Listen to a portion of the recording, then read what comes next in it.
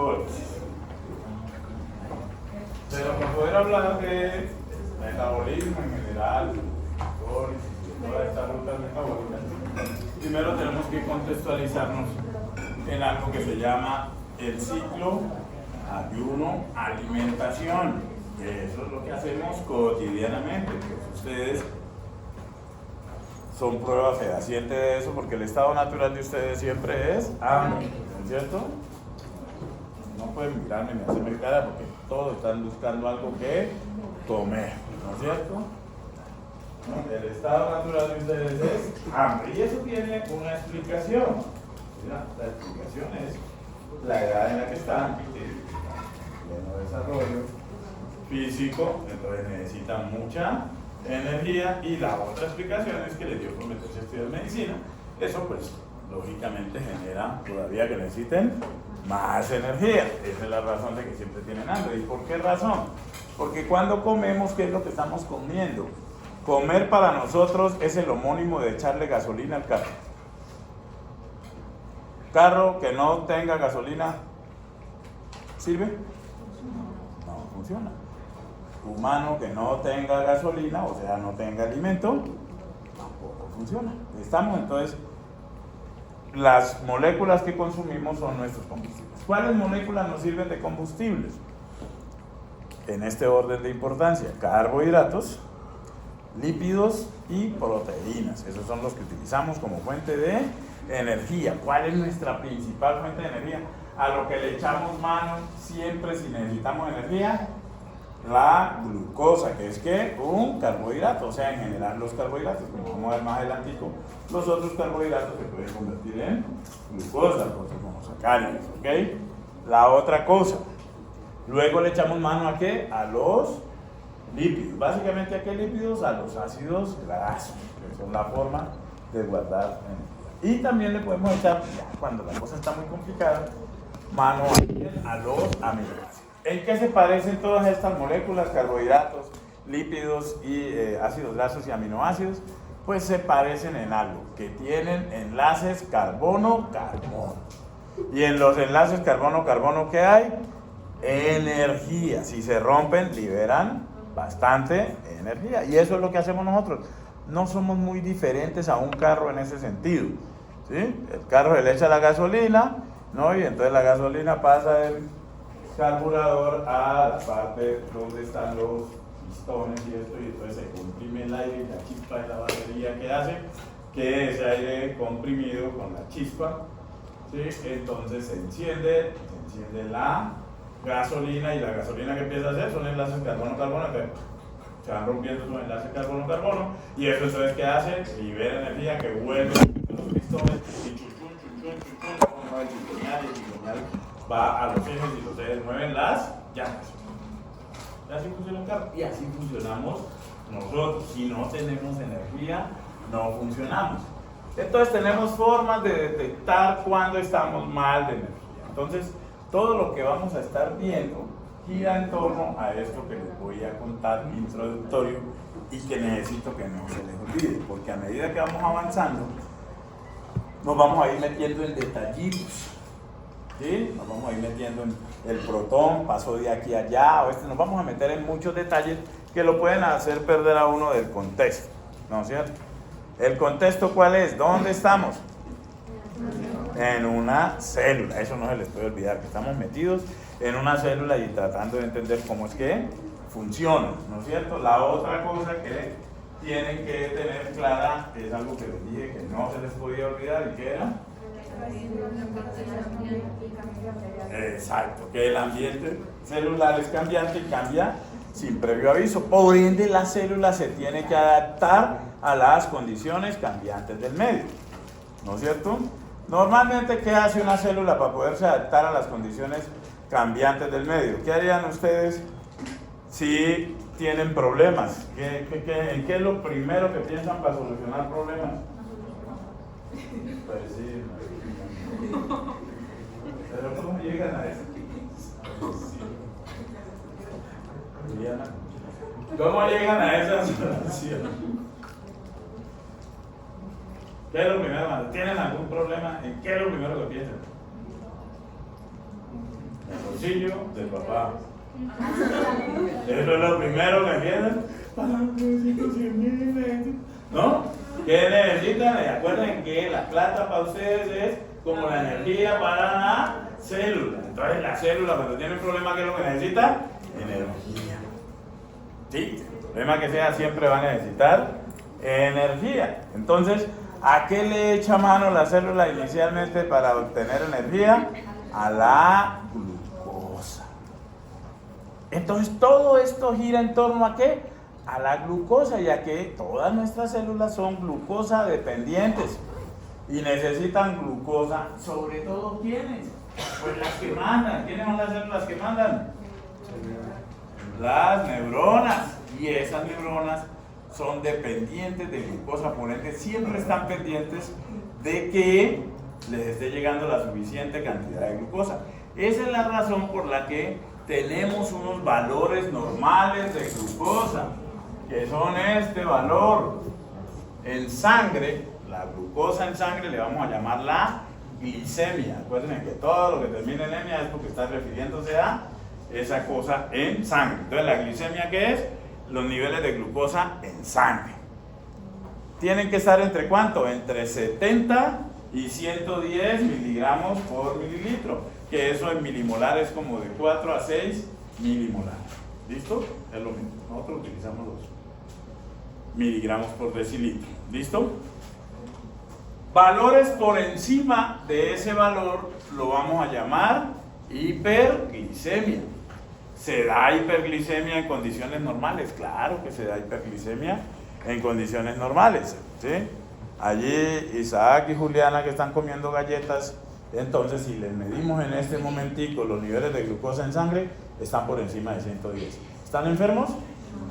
¿No? Es normal, ¿por qué? Porque están consumiendo glucosa. Entonces hay hiperglicemia. También se pueden dar hiperglicemias patológicas, pero ahorita no vamos a hablar de patologías, sino a entender primero cómo es el funcionamiento normal. ¿Listo?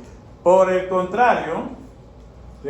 Aquellos que almorzaron y no trajeron mecato, ¿sí? Llegan las 6 de la tarde, 7 de la noche sin mecatear, entonces ¿cómo van a estar? Pues los niveles de glucosa ya van a estar por acá, o sea que van a estar en hipoglicemia. ¿Listo? Hipo menos del valor normal. Entonces, ¿qué es lo que hace el organismo? Hay que mantener esos niveles de glucosa para que cerebro funcione bien y glóbulos rojos. Resulta que de todas las células del organismo hay dos que exclusivamente o casi que exclusivamente son dependientes de glucosa. Dependientes, o sea que sin glucosa no funcionan. Eso es lo que quiere decir dependientes. Ustedes son dependientes de papá y mamá todavía, creo. ¿Listo? O sea, ellos los abastecen de todo lo que necesitan. ¿Listo? Eso quiere decir dependiente. Entonces, las neuronas son dependientes de glucosa, es lo que más les gusta. Cuando la cosa se complica, pues le pueden echar mano de pronto a los cuerpos cetónicos. Si el papá no tiene, si la mamá no tiene, te llaman al tío. Tíos, ¿qué? No, pero eso es cuando, ¿qué? Cuando ya la cosa está muy complicada. Eso pasa con cerebro. Los glóbulos rojos, eso sí, ¿no? Esos lo único que pueden utilizar es glucosa, o sea que a los glóbulos rojos hay que asegurarles que siempre los niveles de glucosa estén en ese valor. ¿Listo? ¿Quién detecta si los niveles de glucosa están en ese valor o no? Cerebro. El cerebro es el que detecta eso. ¿Cómo lo hace? Tiene unas moléculas receptoras para eso, que a la vez son transportadoras de glucosa. Las neuronas tienen unos transportadores de glucosa, ¿sí? Que detectan, tienen unas KMs por la glucosa bien bajitas, de 1 milimolar, el GLUT1 y el GLUT3. Entonces, cuando la glucosa está muy bajita, ellos se dan cuenta, pueden detectar que está muy bajita, e inmediatamente, ¿qué hacen esas neuronas? Le mandan la orden. ¿A quién le mandan la orden? A las células alfa del páncreas. ¿Quién hay en las células alfa del páncreas? Está el glucagón. ¿Listo? Y eso sería pues en una persona que lleve esas 7, 8 horas sin comer, entonces el hígado, cerebro le dice al glucagón, al páncreas que libere glucagón. Y ese glucagón se va directamente a ¿donde quién? A las bodegas de glucosa. ¿Dónde guardamos glucosa? Guardamos glucosa en hígado, en músculo estriado, ahí guardamos toneladas de glucosa. En las demás células del organismo, excepto neuronas y glóbulos rojos, también se guarda glucosa. Guardar, cuando hay en abundancia. Pero realmente vamos a estar centrados ¿en quién? En hígado y en músculo estriado, que son los que más guardan. Con una pequeña diferencia, que el músculo estriado, esquelético o cardíaco, es egoísta. ¿Sí? Guarda glucosa para él, no para las demás. El hígado sí es así medio filántropo, Hare Krishna y toda esa cosa, y entonces guarda la glucosa ¿para quién? Para los demás tejidos, ni siquiera para él, sino para darle a los demás tejidos. Si el músculo estriado no tiene receptores de glucagón, ¿cómo se hace para liberar? Si el músculo estriado no te entendí la gente. Si el músculo estriado no tiene receptores para el glucagón, ¿cómo hace para que se libere entonces el contenido cerebral? Vale, listo. Entonces, el hígado es el que tiene receptores para glucagón. ¿Sí? Y el hígado entonces rompe el glucógeno que tiene guardado, ¿sí? Y libera glucosa a sangre y ayuda en ese ayuno a mantener los niveles sanguíneos de glucosa. ¿Qué pasa con el músculo estriado? El músculo estriado no colabora con glucosa a sangre, pero de cierta forma colabora. ¿En qué sentido? De que al tener su propia glucosa, no consume la de la sangre. ¿Estamos? Eso en primer lugar. Y en segundo lugar, ¿cuándo se activa el músculo? Si yo les digo a ustedes, esos parciales estaban muy malos, saquen una hojita, voy a repetirles el examen ahorita. ¿Qué harían? En primer lugar empiezan. Bueno, ya dijo Isaac que se va, ¿no es cierto? Y los demás empiezan tuntún, tuntún, tuntún, tuntún, y para que haga tuntún, tuntún, tuntún, tuntún. ¿Qué necesita? Energía, ¿no es cierto? Otros van a cambiar de colores, otros dicen, no, profe, pero ¿qué trata? ¿Cómo así? ¿Qué? No, toda esa vaina. Todo eso son reacciones musculares. ¿Y quién motivó todo ese tipo de cosas? Adrenalina. ¿Sí? Ante cualquier situación de estrés, eso es una situación de estrés, ¿qué hacemos? O atacar o huir. Atacar me voy, atacar es, me empiezan a pelear y Isaac tomó el otro camino, no, yo me voy. Eso es atacar o huir. En ambas situaciones, ¿qué necesita? Actividad muscular. Entonces la adrenalina es la que activa al músculo. ¿Listo? Entonces eso es lo que hace que el músculo empiece a gastar la glucosa que tiene guardada. ¿Listo?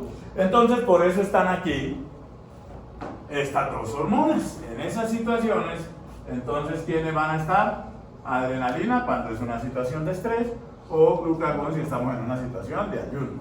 Una de las funciones de la adrenalina, adivinen cuál es: activar la secreción de glucagón.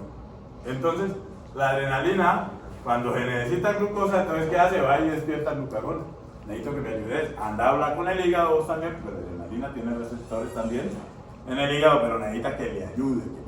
Entonces, por eso, adrenalina y glucagón vamos a decir que son hormonas sinérgicas. Se ayudan, trabajan en llave, trabajan en conjunto. Eso es sinergia. ¿Ok? En esas situaciones. Y van al hígado a decirle que rompa, que saque glucosa a sangre. ¿Cuáles son los mecanismos entonces del hígado para sacar glucosa a sangre? ¿Sí? Entonces lo primero es romper glucógeno, el glucógeno que se ha guardado. ¿Sí? Que ese no nos alcanza sino como para 4, máximo 5 horas. ¿Listo? Entonces se activa el rompimiento de glucógeno. ¿Cómo le llamamos al rompimiento de glucógeno? Glucógeno lisis. Todo lo que termina en lisis en este campo es romper. La adrenalina y el glucagón, pues que tienen receptores en muchos órganos. El glucagón no tiene músculo, pero en otros órganos sí. Entonces van y activan la glicólisis en esos órganos. O sea, que se degrade glucosa. En el único órgano que no activa glicólisis es el hígado. ¿Por qué? Porque si activara glucólisis en el hígado tiene receptores tanto para adrenalina como para glucagón. Entonces imaginen, en una situación de estrés y el hígado entonces empieza a gastar la glucosa. Entonces eso es como cuando ustedes están en una situación de estrés y en vez de afrontarla empiezan a comerse las uñas, ¿no? Entonces el hígado empieza a gastar glucosa, lo cual no sería bueno. Entonces por eso el hígado, cuando el hígado utiliza glucosa para su propio beneficio, solamente cuando los niveles de glucosa están muy altos. Y en esta situación que les estoy planteando definitivamente no es, ¿ok? Entonces se activa la glucogenólisis, la glicólisis en otros órganos diferentes al hígado. También, si la cosa sigue, ¿sí? El ayuno es muy prolongado, entonces ¿qué hace el glucagón? Ya se acabaron las bodegas de glucógeno, ya no hay más glucógeno. Entonces el glucagón, ¿qué le dice al hígado, hermano? Necesitamos que eso esté entre 70 y 110, invéntese algo. Entonces el hígado, que es muy creativo, dice, bueno, pues tocará hacer glucosa. Y el hígado entonces se pone a hacer glucosa. Resulta que podemos hacer glucosa, ¿listo? Lastimosamente no como las plantas, asoleándonos bien, allí aspirando CO2 y tomando un poquito de agua, no, así lo hacen las plantas. Nosotros podemos hacer glucosa, pero a partir de sustancias hidrocarbonadas que no sean carbohidratos. Entonces, moléculas como el lactato, como el piruvato, aminoácidos, los podemos convertir en glucosa. Hay las rutas metabólicas que las vamos a ver para convertirlos en glucosa. A ese proceso de hacer glucosa a partir de moléculas que no son carbohidratos, ¿cómo lo llamamos? Gluconeogénesis. Génesis, ¿han leído la Biblia? ¿Sí? ¿Cómo se llama el primer libro de la Biblia? ¿Y qué pasó en el Génesis? La creación. Entonces, Génesis, crear glucosa de nuevo. O sea, a partir de sustancias que provienen muchas incluso de la glucosa, pero que ya no son carbohidratos, piruvato, lactato, entonces a eso se le llama gluconeogénesis. ¿Quién se encarga de hacer esa gluconeogénesis? Eso se lo estimula el glucagón y los únicos órganos que lo pueden hacer son hígado y riñón.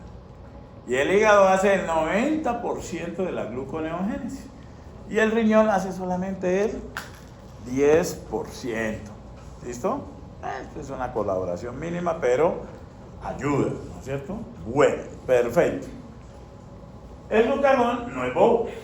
Y como el cerebro le está pidiendo glucosa al glucagón y estamos, nada que se consume glucosa y sigue pasando el tiempo, entonces el glucagón ya hizo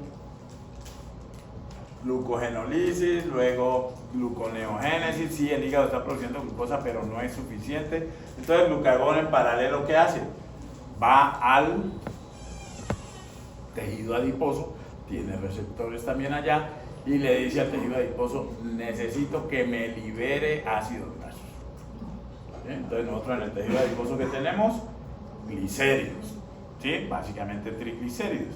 Entonces el glucagón activa el rompimiento de los triglicéridos, todo eso lo vamos a ver en detalle luego, y esos triglicéridos liberan entonces ácidos grasos. Esos ácidos grasos entonces van a caer a sangre y llegan a los diferentes tejidos para ser metabolizados. ¿A dónde no llegan? A los glóbulos rojos.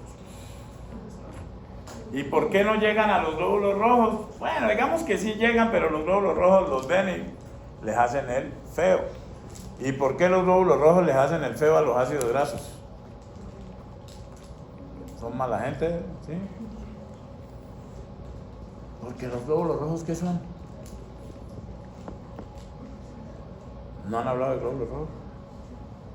¿Qué son los glóbulos rojos?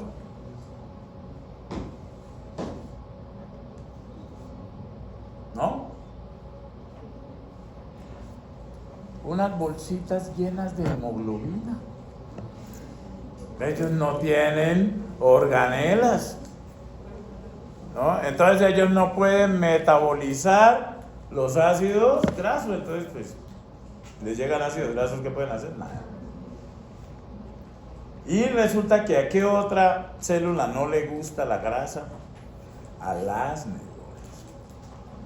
¿Listo? Las neuronas tampoco metabolizan los ácidos grasos. ¿Sí? ¿Y por qué no metabolizan los ácidos grasos? Simple y llanamente por una sencilla razón: no les llegan. Los ácidos grasos no pueden llegar allá porque no atraviesan la barrera hematoencefálica. Entonces, por esa razón, las neuronas no utilizan ácidos grasos. Del resto, todas las células del organismo potencialmente pueden utilizar ácidos grasos. Eso, ¿en qué le sirve al glucagón en esa tarea de mantener los niveles de glucosa entre 70 y 110 para las neuronas? Le sirve en el sentido de que le manda ácidos grasos a las otras células pues se entretienen con los ácidos grasos y la poca glucosa que está produciendo el hígado por gluconeogénesis le queda entonces para el cerebro. ¿Listo? Entonces todo trabaja ahí en llave. Y resulta que una de las cosas que potencia ya el glucagón también es que se empiecen a hacer cuerpos cetónicos, o sea, la cetogénesis, que de verdad se venía haciendo incluso desde el estado postprandial, pero cuando estamos en ayuno prolongado, esa cetogénesis va a estar en gran proporción. ¿Por qué razón? Porque al cerebro no es que le gusten de mucho, pero pues si la cosa está complicada con la glucosa, entonces el cerebro le puede echar mano a los cuerpos cetónicos. ¿Estamos claros hasta allí? Bueno, eso es lo que pasa entonces con glucagón y adrenalina, trabajan en llave. Ahora vámonos al otro extremo. Comimos mucho. ¿Listo? Y si comimos mucho, ¿qué va a pasar con la glucosa en sangre? Se aumenta, entonces nos vamos por acá a la hiperglicemia, y eso tampoco es bueno. Estamos hablando de condiciones normales, pero entonces ¿qué hay que hacer? Hay que volver a poner la glucosa en el rango de entre 70 y 110. ¿Quién se da cuenta de que hay hiperglicemia? Cerebro también detecta con los receptores que los niveles de glucosa están más altos, y entonces ¿qué hace? Vía nerviosa le manda orden ¿a quién? A las células beta del páncreas. ¿Qué hacen las células beta del páncreas? Liberan insulina, y entonces la insulina le encanta hacer algo, es una hormona proteica. ¿Y qué le encanta a la insulina? Hacer que las células guarden glucosa. Le dice, guarden glucosa. María José. No es la insulina, pero es que tuve un pequeño salto en el tiempo. No entendí qué le llega a los, o sea, de dónde les llega la glucosa a los glóbulos rojos. De la misma que les llega al cerebro, no, sí, pero o sea, como dijiste que la poquita que llega al cerebro y a los glóbulos, Claro, no pueden llegar a pues no hemos no, pero ya comí. ahorita aquí tiene. Listo. Entonces la insulina, como su función es, la insulina, hagan de cuenta que no le gusta ver glucosa en sangre. ¿Sí? De señoras regañonas que no le gusta ver glucosa en sangre y sale y donde vea glucosa, métase, guárdese, vaya, no, las mete ¿a dónde? A las células. ¿A cuáles células? A todas las células del cuerpo le dice que guarde insulina, que guarde glucosa. ¿Listo? Entonces, pues el glóbulo rojo le dice, no, pues yo no puedo guardar, yo utilizo lo que necesito y ya, ¿no? Las neuronas tampoco pueden guardar glucosa. Entonces, ¿qué hacen las neuronas si no pueden guardar glucosa? Recuerden que las neuronas tienen una nana. ¿Quién es la nana de las neuronas? ¿No han visto qué van en nervioso? El neuro. Las células gliales, los oligodendrocitos. ¿Listo? Entonces los oligodendrocitos sí guardan glucógeno. Ellos guardan glucosa en forma de glucógeno. ¿Y qué hacen luego con ese glucógeno? Lo rompen y le mandan la glucosa ¿a quién? A las neuronas.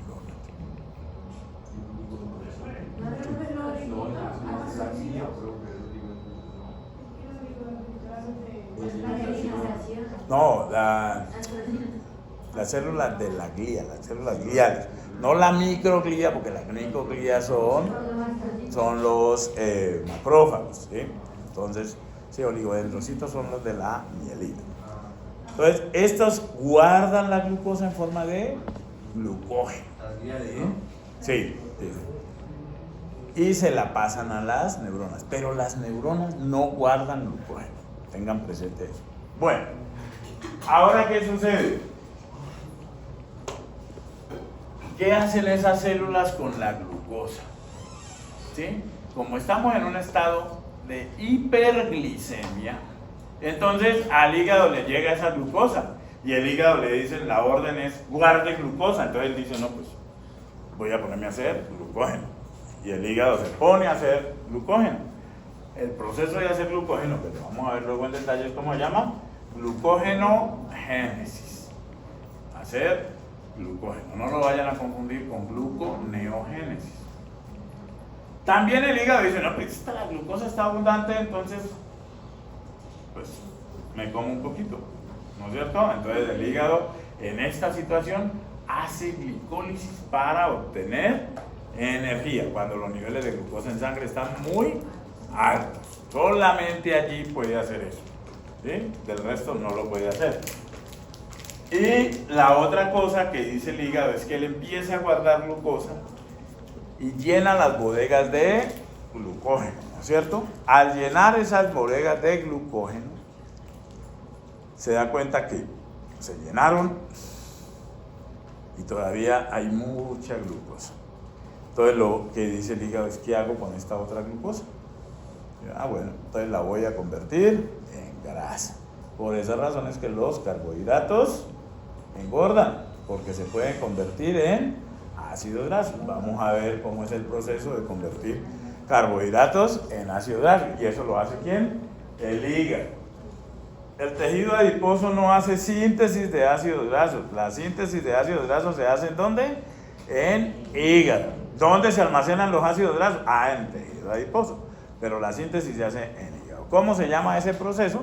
Se llama la síntesis de ácidos grasos, pero se sintetiza también colesterol y otros lípidos, y entonces a ese proceso le llamamos lipogénesis. ¿Quién potencia o quién activa eso? La insulina. ¿Listo? Entonces, la insulina, si la insulina no se frena, ella sigue bajando la glucosa. Sigue bajando y puede, ¿no? En una película yo vi que había que matar a un tipo muy importante y andaba con guardaespaldas y toda la cosa, y al asesino que contrataron para matarlo le ofrecieron pues las armas, ¿no? Entonces no cogió ninguna arma. Lo que pidió fue una jeringa de insulina llena de insulina. Se fue, sabía que el otro, la víctima, tenía que salir a trotar, iba con los guardaespaldas y él se llevó su jeringa de insulina llena de insulina aquí camufladita en la sudadera, y también fue trotando y por accidente se chocó con la víctima, ¿sí? Con guardaespaldas y todo. Y, como estaban trotando, y pues muy hábilmente le inyectó la insulina, una jeringuilla de insulina, el piquete ni se siente. Y el otro siguió trotando, sí. Y al tiempito, tal. ¿Por qué? Le aplicó insulina. ¿Qué hizo esa insulina? Siguió bajando los niveles de glucosa, 50, 30, 40. ¿Y quién es el primero que se afecta cuando tenemos una hipoglicemia así muy grande? Y si se afecta el cerebro, pues de ahí para abajo, todo. ¿Ok? Bueno. Entonces, eso para que tengan en cuenta de las hormonas y las rutas metabólicas que activan. En ese ciclo ayuno-alimentación, ¿por qué se le llama ciclo ayuno-alimentación? Se le llama así por una sencilla razón. Es un ciclo. O sea, mantenemos entre que acabamos de comer y al cabo de un tiempo vamos a tener que volver a comer. ¿Sí? Entonces, por eso le llama ciclo ayuno-alimentación. Entonces, apenas acabamos de comer, caemos en un estado que se llama estado postpandrial, ¿sí? Que no es precisamente en el estado que estamos en este momento.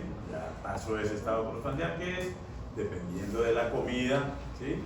Entre 1 a 2 horas. O sea, estos no son tiempos así pues de rajatabla, ¿sí? Entre 1 a 2 horas, más o menos. ¿Listo? Que en ese estado postprandial, ¿qué va a pasar? Los niveles de glucosa van a estar altos. Entonces, ¿qué hormona reina en el estado postprandial? Insulina. ¿Listo? Ya después de 2 horas de comer, pues entonces los niveles de glucosa, ya la insulina ha hecho su trabajo, empiezan a disminuir, ya están llegando a 70 y empiezan a seguir bajando, entonces el cerebro se activa y activa la liberación de glucagón, o si en ese lapso de tiempo tuvimos un susto, pues entonces también hay que correr, entonces activaría adrenalina.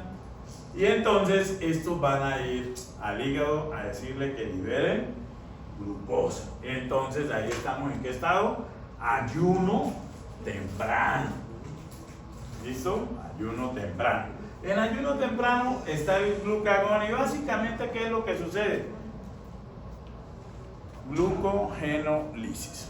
¿Sí? Básicamente eso es lo que sucede en ayuno temprano, romper glucógeno para aumentar los niveles de glucosa en sangre. ¿Listo? Ese ayuno temprano, ¿cuánto puede durar?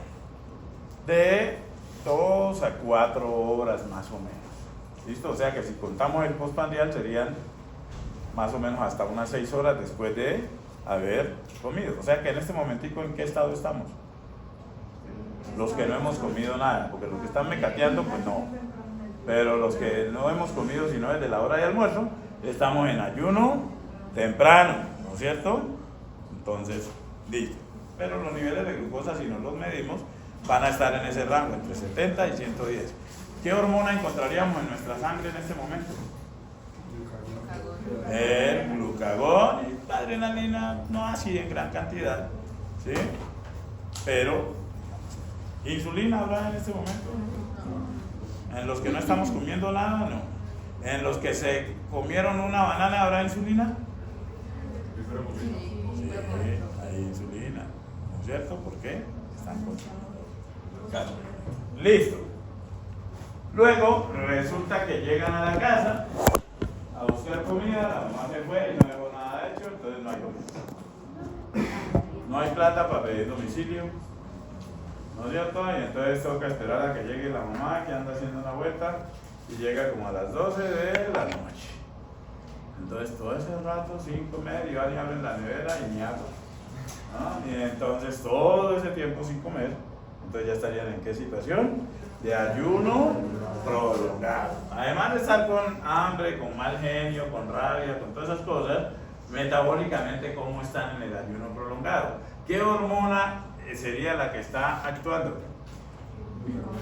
Glucagón, ¿no es cierto? ¿Y el glucagón qué le está diciendo al hígado? Porque los niveles de glucosa siguen estando entre 70 y 110. Entonces, ¿qué le está diciendo el glucagón al hígado?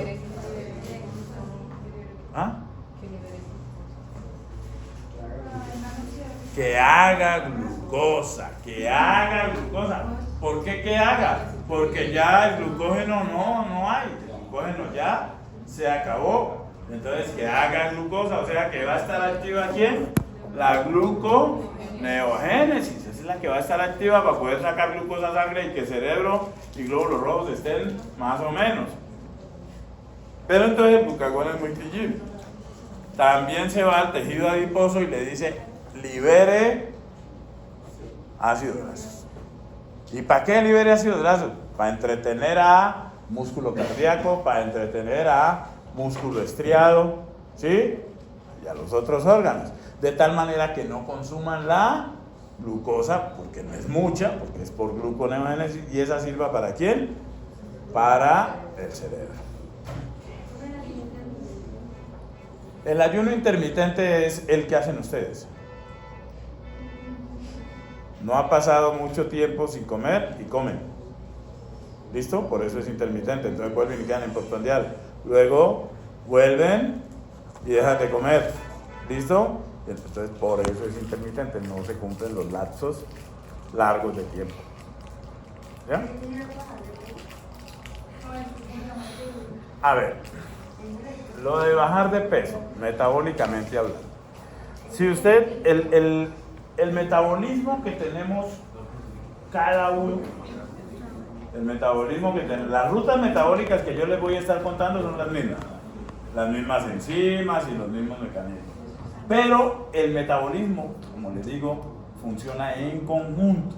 Y como funciona en cada individuo, es particular. O sea, el metabolismo de cada uno es como las huellas digitales. Ustedes han visto ustedes que hay personas que no han visto la comida y ya se engordaron. Y hay personas que tragan, que da miedo y nunca engordan. ¿Sí me comprenden? Y eso depende de qué? Pues del metabolismo de cada persona. Entonces, a la pregunta de si ese ayuno intermitente sirve para adelgazar, eso depende de la persona y del metabolismo de cada persona. Hay personas que lo hacen y les medio funciona, hay otras que definitivamente no, porque lo que tratan de hacer con estas cosas es homogenizar y definitivamente el metabolismo no se puede homogenizar. ¿Estamos? Lo mismo que hay ahora de la famosa dieta cetogénica, que al cerebro, que está acostumbrada al cerebro a utilizar cuerpos cetónicos y no glucosa, y entonces disminuyen los niveles de glucosa para que la glucosa no se convierta en grasa y supremamente adelgazan, pero eso termina afectando a las neuronas, porque ¿cuál es el combustible natural de las neuronas? ¿Sí me entienden? Entonces son inventos pues que se hacen, que en algunas personas pueden funcionar, en otras no. Entonces, listo. Entonces, antes del paréntesis les estaba contando que en el ayuno prolongado entonces vamos a hacer glucosa. ¿Cómo hacemos glucosa? Primero utilizamos moléculas disponibles, lactato, piruvato, ¿no? Aminoácidos que estén libres por ahí. Si el ayuno continúa por largo tiempo, ¿sí? Ya 24 horas y la mamá nada que llega y ustedes nada que comen y se miden los niveles de glucosa, sí, están entre 70 y 110, pero más cercanos a 70, 69, 68, porque no hay mucho de dónde echar mano. Entonces, ¿qué hace el cerebro? Hay que mandar a hacer glucosa, entonces le echamos mano ¿a qué? A las proteínas de músculo. Entonces empezamos a ir degradando las proteínas de músculo. ¿Para qué? Para que nos generen aminoácidos y con esos aminoácidos hacer glucosa. ¿Han visto los niños desnutridos del África subsahariana? O no hay que irse por allá tan lejos, hay que irse nomás a Chocó y más lejos, más cerquita, hay que irse al distrito de Agua Blanca, ¿no es cierto? Donde vemos estos niños que prácticamente tienen la piel adherida al hueso, o sea, lo que tienen de masa muscular es prácticamente nada. ¿Cuánto tiempo llevan esos niños sin comer bien? ¿Listo? Long time. Entonces, por esa razón, se van autoconsumiendo, ¿no es cierto? Entonces, digamos que el músculo nuestro es como una reserva de aminoácidos para poder hacer glucosa. ¿Cuándo termina ese ayuno prolongado? Cuando volvamos a comer. Entonces, por eso es el ciclo ayuno-alimentación. Entonces, en torno a eso es que vamos a estar girando durante todo este tema del desarrollo de las vías metabólicas. Y esto que les acabo de contar es lo que necesito que siempre lo tengan presente, porque ahora vamos a empezar a meternos en detalles, pero sin que nos perdamos de ese contexto. Los detalles son pues, ¿para qué? Pues para poder entender bien cómo es que funcionamos, ¿no es cierto? Porque en últimas, ¿de qué se trata esto? ¿Sí? Yo sé que muchos de ustedes lo ven como martirio, como sufrimiento, pero no, esto se trata de que como ustedes quieren ser médicos, para ser médicos lo primero que hay que entender que es cómo funciona el cuerpo. Porque el médico, ¿a qué se dedica, Melissa? ¿Ah? ¿A qué se dedica el médico? ¿Ah? ¿Ah? A sanar. ¿Y sanar qué quiere decir? ¿Qué Pues quiere saber decir cómo sanar? funciona el cuerpo para saber qué está mal y después curarlo. Sanar significa arreglar lo que está mal, ¿no es cierto? Si a ustedes se les daña, ¿cuántos manejan aquí? Los que manejan, si se les daña el carro, lo llevan donde el carpintero, que lo arregle. ¿Y por qué no lo llevan donde el carpintero? Buena onda el señor. ¿Ah? ¿No es cierto? Porque no sabe de... Entonces, ¿a dónde quién lo llevan? Al mecánico. ¿Y el mecánico por qué sí sabe de carros? Porque ha estudiado y qué es lo que mínimo que sabe el mecánico que es el funcionamiento del carro. Eso es lo mínimo que sabe el mecánico. Cómo funciona el carro normalmente. Y como él sabe cómo funciona el carro normalmente, entonces ahora sí puede inferir porque si el carro está funcionando mal y por qué está funcionando mal. Y puede incluso proponerles, vaya, cómprele la cuchuflera del mofle que fue la que se le dañó. ¿Estamos? Eso mismo pasa con los médicos, ¿no es cierto? Saben cómo funciona el organismo normalmente y entonces pueden con eso darse cuenta si está funcionando mal y mandar a comprar o a darle o hacer el tratamiento apropiado para arreglar eso, y a eso es lo que le llamamos sanar. ¿Listo? Bueno, perfecto. Con eso claro, entonces vamos a irnos metiendo acá en los detalles. Entonces la primera ruta metabólica que vamos a hablar es de la glicólisis, ¿sí? Siempre en las rutas metabólicas que vamos a explorar, el objetivo de la ruta, ¿sí? ¿Por qué se hace eso? ¿Cuál es la razón de ser? ¿Qué más vamos a explorar? ¿Sí? ¿En qué estado nutricional se hace esa ruta y por qué? ¿Qué otra cosa vamos a explorar? ¿Sí? ¿Cómo se regula la ruta? ¿Qué otra cosa vamos a explorar? La ruta como tal, o sea, el paso a paso que sucede y las enzimas que están involucradas y las enzimas involucradas en regulación. En algunos casos vamos a ver algunos mecanismos de acción no, algunos detallitos del mecanismo de acción, pero los mecanismos de acción no le vamos a botar corriente, no tiene sentido realmente. Entonces, el lugar donde se realiza la ruta metabólica, ¿no es cierto? Entonces, la primera ruta metabólica que vamos a explorar es la glicólisis. ¿Listo? La glicólisis anaeróbica es la que vamos a ver. ¿Qué quiere decir glicólisis anaeróbica? Es romper glucosa. Glicólisis es rompimiento de glucosa. ¿La vamos a romper para qué? Para obtener energía, porque lo que vamos a romper son los enlaces carbono-carbono y ahí vamos a sacar esa energía que la vamos a meter en una molécula de ATP, que es la moneda energética nuestra, acuérdense. Entonces, esa glicólisis anaeróbica es muy importante en las células, es la ruta metabólica más antigua que existe. No se conoce hasta ahora ningún ser vivo del planeta que no haga glicólisis anaeróbica. Y la pregunta es, bueno, ¿y por qué todos los seres vivos, bacterias, hongos, eucariotes superiores, hacen glicólisis anaeróbica? Por una simple y sencilla razón. Resulta que la molécula orgánica más abundante en este planeta siempre ha sido ¿quién? La glucosa. Entonces, lo que les vengo diciendo desde hace rato, si hay cosecha de mango, ¿de qué es el jugo? ¿No? Entonces todos los seres vivos, pues si había glucosa, ¿a qué se adaptaron? Pues a usar glucosa. Y comparando la glicólisis en diferentes seres vivos, plantas, bacterias, nosotros, funciona prácticamente igual. ¿Listo?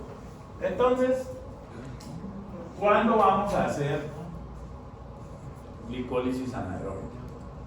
Cuando necesitamos energía de forma rápida. ¿Sí? Cuando necesitamos energía de forma rápida tenemos que hacer glicólisis anaeróbica, porque esa nos permite en esas 10 reacciones que vamos a ver pasar de glucosa a piruvato y producir ATP. Pero hay un pequeño problemita: la cantidad de ATP que se produce por molécula de glucosa es poquita. ¿Cuánto? 2 ATP por cada molécula de glucosa. Es muy poquito. Pero ¿cuál es la ventaja? Que es rápido. Si a ustedes los está esperando el matón de la esquina, porque ustedes se metieron en un lío y le deben 100,000 pesos, ¿no? En primer lugar, no salen de la casa, ¿no es cierto? El matón está en la esquina. Y entonces, ¿qué le dicen al papá? Necesito 100,000 pesos, así urgente. 100,000 pesos de plata, pero me hace mucha plata, ¿no es cierto? El papá les dice, no, ahorita no le doy 100,000 pesos, pero el próximo domingo le doy 1 millón. Entonces, ¿ustedes qué hacen? ¿Verdad? Hasta el próximo domingo. Pero la verdad que el matón de la esquina puede entrar a la casa. Entonces, no. Consígame esos 100.000, acomodé lugar. Eso es la glicólisis anaeróbica. Esos 100.000 que lo necesitamos allí en el momentico, ¿sí? No nos sirve que sea mucho más después, por eso hacemos glicólisis. Ahí tenemos un ejemplo. Este señor, de apellido Johnson, ya está bien, señor, ya está bien. Y él fue campeón olímpico de 200 metros, ¿sí? Hace bastantes años, incluso un récord que ya se lo volaron y toda la cosa. Y para correr 200 metros o 100 metros planos, ¿sí? Pues no se necesita mucha energía. Y entonces ustedes han visto a los velocistas en la estrella, en la edición número 8, ya no sale Johnson, sino que sale Usain Bolt. ¿Han oído hablar de Usain Bolt? Ya también se retiró, ¿no? Pero todavía sigue vigente Usain Bolt. ¿Por qué? Porque en 100 metros todavía tiene el récord mundial, ¿sí? Salen cada día más y más atletas y nadie ha podido bajar de esos 9,56 segundos. El tipo se corrió una cuadra, esos son 100 metros, en 9,56 segundos. ¿Ya? Y hasta ahora no hay quien. Entonces pueden buscar los videitos en YouTube para que vean eso. Y entonces cuando Usain Bolt, si uno va a ver la carrera de los 100 metros, ya sea que corra Bolt o no, porque todos los demás, él tiene 9,56, los demás tienen 9,60, 9,65, o sea, ¿no? Como, ¿de qué se trata, no? Entonces cuando uno va a ver esa carrera, ¿sí? Si uno parpadea, ve cuando hacen pa y ya están poniendo las medallas. Entonces, rapidito, ¿no es cierto? Entonces, ¿cómo es el metabolismo de estos individuos? Ellos pues, son atletas de alto rendimiento, entonces sus músculos por el entrenamiento son músculos con poquitas mitocondrias.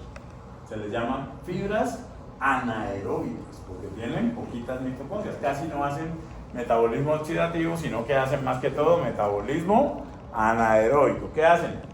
Glicólisis anaeróbica, que les produce poquito ATP, pero rápido, y eso es lo que ellos necesitan, porque apenas van a correr 10 segundos, ¿no? Entonces tienen masas musculares, como ustedes pueden ver allí, pues más o menos prominentes, pues no son tipo Schwarzenegger, pero ¿sí? Son prominentes, pero son fibras más que todo anaeróbicas. Entonces, eso les permite tener glucosa rápida. Cosa diferente a... ¿Han visto a Nairo, no es cierto? Y uno ve a Nairo y uno dice, ¿cómo pedalea ese tipo? Y uno lo ve así. Y ahorita pues está de moda Pogačar, que no hay quien le gane, ¿no es cierto? O cuando van a correr una maratón, uno ve que salen los maratonistas, estos etíopes y kenianos, ¿sí? Así, que son flaquitos y son los que siempre ganan. Pues claro, están acostumbrados allá a perseguir leones, entonces pues, lógicamente va a que los persigan los leones, pues, ¿no? Entonces, pero parecen como de mentira, son bien delgaditos y cómodos. También, ¿qué tienen? Fibras musculares, pero al contrario de los velocistas, ¿sí? Son aeróbicas, o sea, son fibras musculares que tienen muchas mitocondrias. Entonces ellos sí hacen metabolismo oxidativo. ¿Por qué? Bueno, ¿cuál es la diferencia? En el metabolismo anaeróbico de la glucosa, ¿qué hay que hacer? Hay que agarrar la glucosa, las 10 reacciones que les voy a contar ahorita, son 10 reacciones, hasta llegar a piruvato. ¿Listo? 10. En la glicólisis aeróbica, ¿qué hay que hacer? Esas 10 más el piruvato, meterlo a la mitocondria, eso tiene un proceso, luego lo coge al piruvato en la mitocondria, una enzima que se llama piruvato deshidrogenasa, lo convierte en acetil-CoA, el acetil-CoA se va al ciclo de Krebs, y yo me imagino que ustedes ya deben haber escuchado el rap del ciclo de Krebs, o el vallenato del ciclo de Krebs, ¿no? Todas las versiones musicales que hay del ciclo de Krebs, ¿no es cierto? Entonces en total en el ciclo de Krebs, ¿cuántas reacciones son? 8. Pero de cada molécula de glucosa, ¿cuántos piruvatos salieron? 2. O sea que En total serían 16 reacciones en ciclo de Krebs. Luego del ciclo de Krebs, ¿qué sale? Ahí no sale ATP, sale un GTP por cada del tipo A. Entonces, que es equivalente pues a un ATP. Entonces, la energía sale en forma de ¿qué? De sustancias reductoras, o sea, NADH y FADH2, que ¿qué son? Energía en forma de yuanes. Y entonces, ¿qué hay que hacer con los yuanes? Hay que irlos a cambiar a pesos. ¿Y a dónde vamos a cambiarlos a pesos? A Western Union, o sea, a la cadena de transporte de electrones. Entonces tienen que pasar por el complejo 1, por el complejo 3, por el complejo 4. Y cuando pasan los electrones por ahí a llegar hasta el oxígeno, para que se forme agua, entonces ese paso los electrones hace que se bombeen protones, luego los protones entran por la ATP sintetasa y la ATP sintetasa por cada 4 protones que pasan tiene energía suficiente para hacer un ATP. Y todo eso está sucediendo cuando Nairo está avanzando 10, 20 metros en la bicicleta y cuando ataca, entonces, ¿no? ¿Han visto los ciclistas cuando atacan? Se paran y arrancan y como si hubieran puesto el turbo a esa vaina, ¿no es cierto? Y entonces, ¿dónde está el turbo? Entonces, imagínense el dinamismo de eso. Pero, ¿qué creen? Ustedes en un día de actividades académicas en la universidad gastan más energía que... Porque ellos ahí no utilizan mucho el cerebro. ¿Sí? Mientras que acá ustedes no están pedaleando, pero sí tienen que utilizar el cerebro. Y si no lo usan, Houston, we have problem. ¿No es cierto? Entonces, sí, tienen que estar usando el cerebro. Y resulta que el 40% de la glucosa que consumimos, ¿quién se la lleva? ¿Llegan cansados a la casa o no? Y después cuando llegan cansados a la casa dicen, ay, pero ¿por qué estoy tan cansado? Todo el día estuve sentado. Literal, ¿no? Pero todo el día estuvo sentado utilizando, ¿no? Entonces, ¿qué pasa? La glucosa puede entonces... La glucólisis es una ruta metabólica pues, bastante antigua y como les digo, esto que yo les cuento, me lo inventé yo, ¿no? A mí me lo contaron también, ¿no es cierto? Y a los que me lo contaron a mí, el doctor Corredor también se lo contaron, ¿no es cierto? ¿Y quiénes fueron los que le botaron corriente a esto? Varios científicos a lo largo del tiempo, como ustedes ven, los hermanos Buchner fueron los primeros que empezaron, alemanes, con esto. Y por allá en 1897, o sea, hace rato, ¿no es cierto? Por la época de Henry, ¿no? Y quien terminó haciendo experimentos y dilucidando la ruta metabólica fueron estos dos señores, Enden y Meyer. Por eso, si ustedes leen esto en libritos viejitos de bioquímica, ¿sí? Van a encontrarla como la ruta de Enden. Meyer. ¿Listo? Entonces, estos dos, acá abajo está el nombre, completaron la ruta, miren, el año 1940. Y de 1940 para acá no es que haya cambiado mayormente la ruta. ¿Qué es lo que sí se ha ido descubriendo? Pues un poquito más de las enzimas involucradas, detalles de las enzimas, de las formas de regulación, esto, pero la ruta como tal sigue siendo la misma. Entonces, históricamente, pues es una ruta bastante trabajada. Básicamente, ¿de qué se trata? Miren, se trata de agarrar aquí a la glucosa, ¿sí? Y a esta glucosa llevarla por las 10 reacciones que les voy a explicar ahorita hasta piruvato. La glucosa tiene 6 carbonos, el piruvato, ahí los pueden contar cuántos carbonos tiene, 3. Esa es la idea. Ahora, ¿qué va a pasar con ese piruvato? Hasta ahí es la glicólisis. La vaina es qué va a pasar con ese piruvato. Entonces, dependiendo de las condiciones.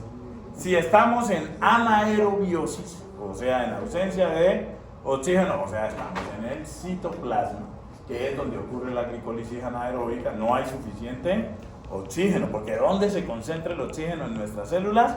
En la mitocondria. El oxígeno llega a las células y se va derechito ¿para dónde? Para las mitocondrias. Entonces, en el citoplasma, ¿qué hacemos con ese piruvato? Tenemos que convertirlo en lactato. Porque resulta que el agente oxidante para la glucosa que tenemos en citoplasma es el NAD. Y el NAD, cuando actúa de agente oxidante, ¿se convierte en quién? En NADH. Y se va acumulando el NADH, acuérdense que es una coenzima y las coenzimas provienen de las vitaminas y las vitaminas. ¿Qué característica fundamental tienen las vitaminas? ¿Ah? Que las necesitamos en poca cantidad, o sea que lo que tenemos de NAD no es mucho, es poquito. Entonces si el NAD se va convirtiendo a NADH, entonces ¿qué va pasando? Va disminuyendo el NAD y va aumentando el NADH y entonces va a llegar un momento en que todo el NAD está convertido en NADH. Y entonces vamos a hacer glicólisis, que necesitamos aquí NAD y no hay. Y entonces se fabricaría la glicólisis. Entonces, como la célula es tan pillina, se inventó algo. No, pues hagamos una reacción con el piruvato de tal manera que el NADH done ese par de electrones y entonces se convierte en ¿quién? En NAD, que se utiliza entonces la cosa. Entonces, por esa razón, el piruvato es convertido a lactato. ¿Con qué intención? Regenerar el NAD. ¿Estamos? Y a ese proceso se le llama fermentación. Como es con lactato, entonces se le llama fermentación láctica. ¿Listo? Eso lo hacemos en anaerobiosis. La condición es de aerobiosis, entonces que va es Nairo. Entonces, ¿qué? Nairo, ¿qué hace con el piruvato?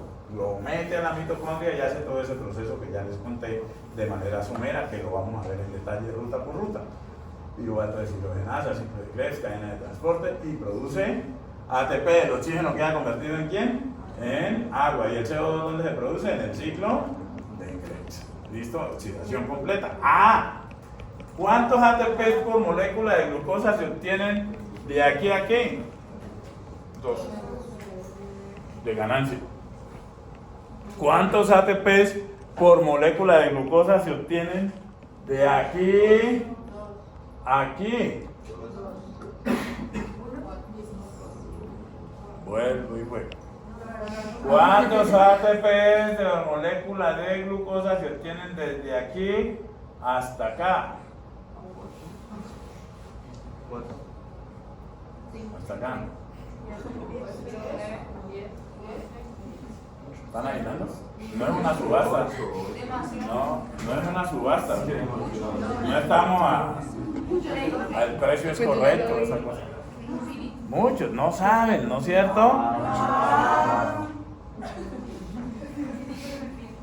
No saben. Se producen, y lo vamos a ver luego en detalle, 32 ATPs. O 30, dependiendo, bueno, ya luego les explico dependiendo de la lanzadera que usemos, pero bueno, eso lo explico luego. ¿Listo? O sea que se producen 15 o 16 veces más ATP, pero ¿cuál es el problema? Es lo que les digo de si deben los 100,000 pesos, si les dan los 100 o les dan 1,000,000, ¿no? El problema es que los 100 se necesitan para allá. Lo mismo pasa con el velocista, necesita los ATPs para allá. No, el maratonista o el ciclista necesita los ATPs a largo plazo, o sea que ellos sí se pueden dar este lujo de hacer la glicólisis aeróbica. Ahora, las bacterias y levaduras tienen también la capacidad de hacer fermentación de la glucosa. Solamente que ellas, para también la misma razón, regenerar el NAD. Solamente que ellas no lo convierten en lactato, sino que lo convierten en etanol. ¿Sí? En etanol. Entonces, los que han tomado cerveza saben muy bien que la cerveza tiene levadura. ¿Y con qué hacen la cerveza? Con azúcar de malta, ¿no? Y le echan la levadura. ¿Qué hace la levadura? Simple y llanamente fermenta la glucosa y produce el etanol. ¿Sí? Entonces, por eso la cerveza tiene alcohol. Dime, María José. Tengo un pequeño problema. Por Una realidad. Estamos en Ceci. Edificio 207L. ¿Cómo hace que me saca 2 ATP y luego me lista con 32? ¿Dónde sacaste los 30? De aquí a aquí, la ganancia son 2. Pero si hace todo este recorrido, ciclo de Krebs, cadena de transporte, son 30. Pero está completo. De todas las reacciones que se hacen en el ciclo de Krebs, en la cadena de transporte. Creo que hasta oxidación completa. O sea, de glucosa hasta oxidación completa. De glucosa hasta CO2 y agua es oxidación completa. Y son 30 o 32 dependiendo de una cosa, ¿no? Glucosa, glicolisis, piruvato.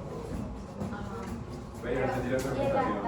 ¿De qué? La fermentación. Fermentar es, se te acaba el NADH. Ni te producir más. No, se te acaba el NAD, perdón. Entonces tienes que ir, pero como el NAD es una coenzima que proviene de qué, de una vitamina, entonces está en poquita cantidad, se te acaba y a dónde vas a sacar más si no lo puedes hacer. Entonces, ¿qué es lo que haces? Utilizas el NADH que entrega el par de electrones. Si el NADH que se produjo a partir del NAD entrega los electrones, ¿en qué se convierte? En NAD. Entonces, por eso te digo, la fermentación es la reacción, pasar de piruvato a lactato con la finalidad de que en ese paso se gasta NADH y ¿qué se libera? NADH. Entonces se regenera.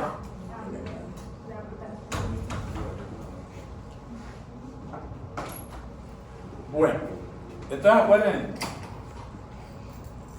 fermentación alcohólica lo hacen solamente levaduras, ¿sí? Y bacterias. Nosotros no hacemos fermentación alcohólica. Bueno, entonces, ¿qué pasa con la glucosa? Estas son las cosas que ya les conté. Es el combustible fundamental para las neuronas, ¿no es cierto?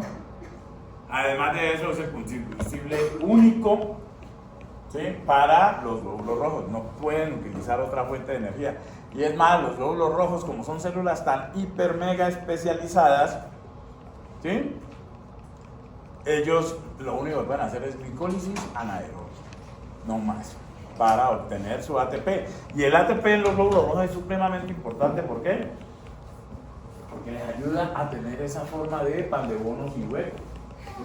Y si el glóbulo rojo no tiene la forma de pan de bono sin hueco, ya sabemos lo que pasa, ¿no? La anemia falciforme o otro tipo de malformaciones en los glóbulos rojos. Entonces es fundamental para mantener el hierro en estado de oxidación más 3, más 2, perdón, para poder que lleve oxígeno. O sea, es necesario hacer algo. Ok, entonces, ¿qué es lo que pasa? ¿De qué se trata la glicólisis o cualquier ruta metabólica? La ruta metabólica que voy a hacer es sacar y regar el agua que está en el tarro de Isabel. Esa es la ruta metabólica. Para hacer esa ruta metabólica, yo tengo el tarro ahí sobre la mesa. ¿Qué tendría que hacer? Abrirlo, ¿no es cierto? Lo primero es abrir el tarro. ¿Listo? El riesgo de que el agua se salga es mayor cuando está tapado o cuando está abierto. Luego, ¿qué tendría que hacer? Voltear el tarro, ¿no es cierto? Y entonces lo volteo así. ¿Dónde es más riesgo que se salga el agua? ¿Así o así? Ok, ¿ahí se sale? Entonces, ¿qué tengo que hacer? Voltearlo más, lo pongo ahí empieza a salirse, ¿no es cierto? Y si quiero que salga más, ¿qué tengo que hacerlo? Voltearlo completamente. Entonces, ¿qué hice en todo el proceso?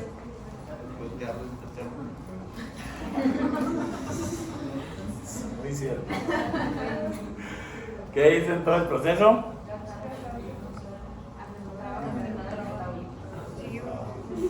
¿Ustedes no ven lo obvio? No lo están viendo porque me están diciendo otras cosas. No regué ni una cosa de agua. Bueno, pero eso quiere decir que se metieron en la película. Entonces, lo que hice fue desestabilizar el carro. No lo desestabilicé, le quité la tapa, ¿no es cierto? Luego lo fui inclinando, se va volviendo más inestable. Cuando está bien inestable, todo el agua se sale. ¿Exacto? Eso mismo va a pasar con la glucosa. Lo que tenemos que hacer que es desestabilizar la glucosa. ¿Por qué desestabilizarla? ¿Qué pasa cuando se desestabiliza algo? Libera más energía, ¿no es cierto? Y eso es lo que necesitamos. Entonces, así pasa en la glicólisis. Entonces vamos a ver primero, en este esquema les voy a explicar lo que va pasando con la inestabilización o desestabilización. Al caso son sinónimos. Deja de hacer las caras, María José, y concéntrate y verás que no es nada difícil. ¿Ah? Bueno, entonces, ¿la idea cuál es? La idea es desestabilizar la glucosa, ¿para qué? Para que se rompa. ¿Y por dónde se va a romper? Pues por los enlaces carbono-carbono. Y si se rompen los enlaces carbono-carbono, ¿qué pasa? Se libera energía. ¿Y qué es lo que necesita la célula? Que se libere esa energía. Básicamente de eso se trata. Bueno, entonces, ubiquémonos dónde estamos. Estamos en el citoplasma de la célula. Estamos en el citoplasma. ¿Y en qué condiciones estamos? Anaeróbicas. ¿Ok? Entonces, todas las enzimas de la glicólisis están en el citoplasma. No vamos a hablar todavía de las enzimas, pero sí vamos a hablar de lo que le va pasando a la glucosa. Entonces, lo primero que sucede es que la glucosa tiene que entrar a la célula. ¿Cómo hace la glucosa para entrar a la célula? Por difusión simple. ¿Será que puede difusión facilitada, ¿no es cierto? Y para la difusión facilitada, ¿qué necesitamos?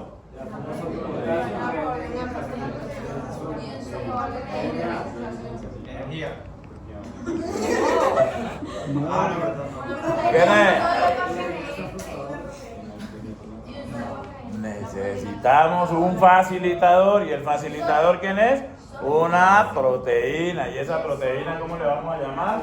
Proteína transportadora. ¿Y cómo va a transportar glucosa? ¿Cómo le vamos a llamar? Proteína transportadora de glucosa. Y eso es lo que quiere decir la sigla GLUT. Esta sigla la han encontrado por ahí o la van a encontrar. Los GLUT. Glucose Transporter. De glucosa. Eso es lo que quiere decir GLUT. ¿Cuántos GLUT se han encontrado hasta ahora? Van como 26. ¿Sí? En diferentes tipos de células, algunas variantes. ¿Sí? Pero vamos a hablar, digamos, más adelantico de los 5 tradicionales, de los 5 pues que se, ¿no? Entonces tienen diferentes afinidades por la glucosa. ¿Listo? Para dejarla entrar. Entonces la glucosa entra a la célula. Y la célula, yo voy a seguir un consejo que me dio la célula con ustedes, ¿no es cierto? Entonces, ustedes en este momentico son moléculas de glucosa. Lo que me dijo la célula es, mira, si la glucosa entra, no la dejes salir. ¿Ya? Y ella me contó cómo hacía para que la glucosa no saliera. Y entonces, yo lo que voy a hacer, como somos moléculas de glucosa, y mantienen entrando y saliendo, lo que voy a hacer es que a todos les voy a amarrar el pupitre donde están sentados aquí a la cintura. A ver si salen. ¿Ya? ¿Para qué les amarro el pupitre allí? Para que no estén saliendo. Entonces, ¿qué pupitre le amarra la célula a la glucosa? ¿Qué hace para hacer lo mismo? No estamos hablando de enzimas, sino ¿qué le hace? ¿Qué le hace? ¿Qué acción? Le pone un fosfato. Le pone un grupo fosfato a la glucosa. Porque resulta que si la glucosa tiene ese grupo fosfato, adquiere cargas negativas. Y las cargas negativas no pueden atravesar la membrana. Entonces lo primero es evitar que la glucosa se vuelva a salir. ¿Listo? Ahora, ¿qué viene? Ya tenemos la glucosa adentro, ahora hay que desestabilizarla o inestabilizarla. O sea, volverla inestable para que se pueda romper, porque recuerden que el objetivo es sacarle la energía de los enlaces carbono-carbono. Entonces la glucosa normalmente está en esta forma cíclica, que es esa forma cíclica de 5 átomos de carbono y 1 de oxígeno, se le conoce como la forma cíclica piranosa. Aquí abro un paréntesis. Con todo esto que vamos a hablar de metabolismo de carbohidratos, se hace indispensable, impajaritable, obligatorio que se acuerden de todo lo que vimos de estructura de carbohidratos. Si ustedes no se acuerdan de la estructura de carbohidratos, esto les va a aparecer traído de la galaxia Andrómeda. Entonces, cierro paréntesis. ¿Listo? Es de responsabilidad de ustedes acordarse de todo lo que tiene que ver con estructura y función de carbohidratos, porque no voy a volverles a dar eso lastimosamente, no puedo. ¿Listo? Entonces, esto es la estructura cíclica piranosa. Miren que son 6 átomos en un anillo. Y acá, entonces, está el fosfato que se le puso ¿en dónde? En el carbono 6. Listo. Eso ya la vuelve más inestable, ¿sí? Y además de que evita que se salga. Pero hay que seguirla volviendo más inestable porque no es suficiente. Entonces, ¿qué es lo que se hace? Pasamos de una aldohexosa fosforilada a una cetohexosa. Entonces, miren que este es el anillo, ¿qué? ¿Cómo se llama este anillo de 5 átomos? Furanosa. O sea que convertimos la glucosa ¿en qué? En su isómero furanosa. ¿Cuál es el isómero furanosa de la glucosa? La fructosa. Entonces convertimos a la glucosa 6-fosfato en fructosa 6-fosfato.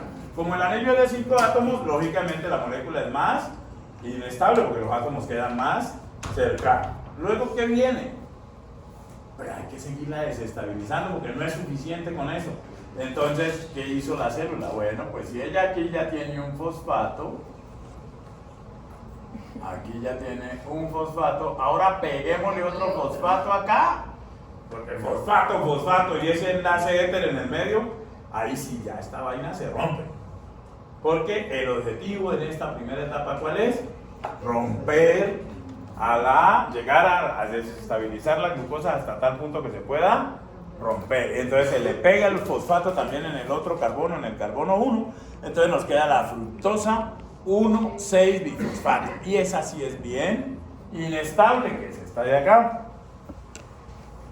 ¿Listo? Y esa es la primera etapa. La primera etapa, ¿cómo le llamamos? La etapa de desestabilización de la glucosa. ¿Para qué se desestabiliza? Para poder que se rompa. O sea que la siguiente etapa, ¿cuál es? La de rompimiento. Y efectivamente, ¿qué va a pasar con la molécula? Se va a romper. ¿Y exactamente por dónde se rompe? Por la mitad del medio. Entonces, ¿qué pasa con la fructosa si se rompe por la mitad del medio?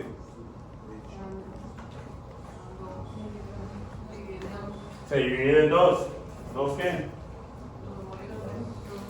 Dos moléculas.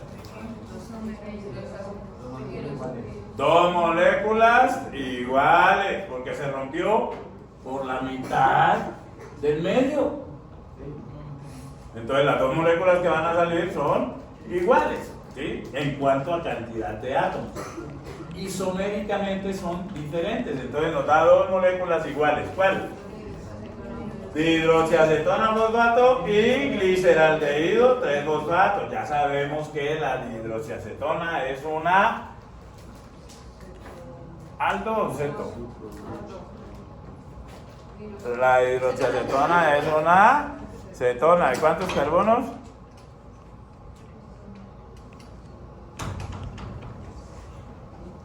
No me griten. ¿De cuántos carbonos?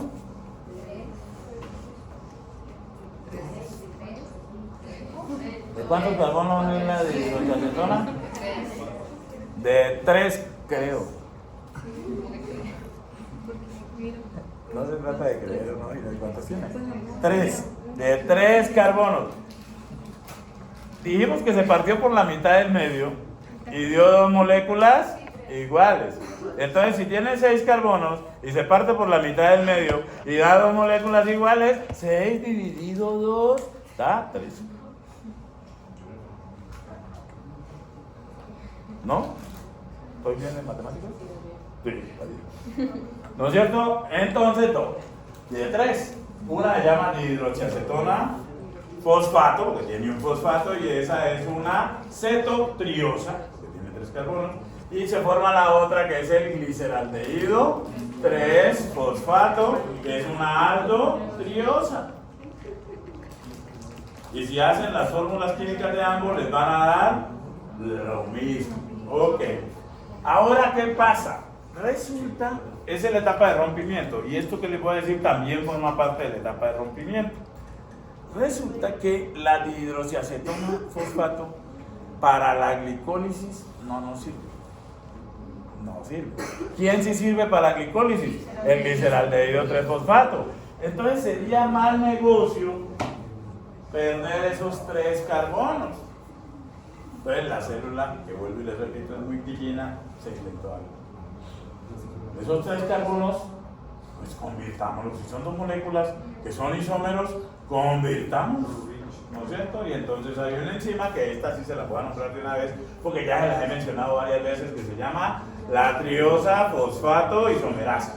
¿Qué hace la triosa fosfato isomerasa? Isomerizar triosas. ¿Y estas qué son? Triosas, la dihidroxiacetona fosfato y el gliceraldehído. Entonces, ¿qué coge? A la dihidroxiacetona y la convierte en gliceraldehído. Pero ella también puede hacer la misma reacción al contrario. Al gliceraldehído convertirlo en dihidroxiacetona, porque es una reacción completamente reversible. ¿Sí? Como todas las reacciones de isomerización son reversibles. Entonces, ¿qué pasa? El equilibrio se desplaza hacia la formación de gliceraldehído. ¿Y por qué? Porque el gliceraldehído, a medida que se va formando, se va gastando. Entonces eso hace que ¿qué? Que el equilibrio se desplace hacia acá. Entonces la dihidroxiacetona se está convirtiendo en gliceraldehído. Y esa es la etapa de rompimiento. Pero hagamos un alto en el camino ahí. En la etapa de desestabilización, en primer lugar, miren la primera reacción. ¿Qué pasó? Gastamos un ATP, por ende ahí hay una barrera energética, por ende esa reacción es irreversible, ¿no es cierto? La segunda reacción, miren, es completamente reversible. ¿Por qué? Porque es una isomerización. La tercera reacción también es irreversible porque gastamos un ATP. ¿Y por qué es que estamos haciendo glucólisis? Porque necesitamos ATP. Y miren cómo empezamos. Empezamos gastando, lo cual es buen negocio. Vamos a ver si es buen negocio. Entonces empezamos gastando. ¿Cuántos ATP hemos gastado hasta ahí? 2 ATP. Entonces ahora, pues hay que recuperar esos 2 ATP. Entonces todo lo que está aquí en amarillo, le vamos a llamar a esa etapa como la etapa de producción de energía. Aquí eso fue una inversión la que hicimos inicialmente. Entonces vamos a ver si podemos obtener ganancia, ¿sí? Entonces, ¿cómo se hace? De aquí en adelante vamos a contar por 2. ¿Por qué? Porque la dihidroxiacetona se convirtió en gliceraldehído, o sea que ¿con cuántas moléculas de gliceraldehído arrancamos? Con 2. Todo esto que va a pasar aquí se multiplica por 2. Entonces viene el gliceraldehído y es convertido en este compuesto. Miren, este es el gliceraldehído y es convertido. Tiene un fosfato en el carbono 3 y miren, es convertido en el 1,3-difosfoglicerato. O sea que nos queda con fosfato en el carbono 1, fosfato en el carbono 3, hidroxilo en el carbono 2. O sea que esa molécula es una bomba de tiempo. Tiene mucha energía, es muy inestable. Y ya hablamos de esa molécula cuando hablamos de las generalidades del metabolismo. Es el 1,3-bifosfoglicerato que al romperse liberaba ¿cuánto? 11.8 kilocalorías por cada mol. O sea, que ¿qué le va a pasar al 1,3-bifosfoglicerato? Se rompe. ¿Y se rompe qué quiere decir? Que uno de los fosfatos, el del carbono 1, se lo va a regalar al ADP. Y si al ADP le regalan un fosfato, ¿en qué se convierte? En ATP. Entonces serían 2 ATP porque estamos por 2 y en la fase de desestabilización habíamos gastado 2 gastamos, 2 producimos, estamos en 0. Al menos recuperamos ya la inversión.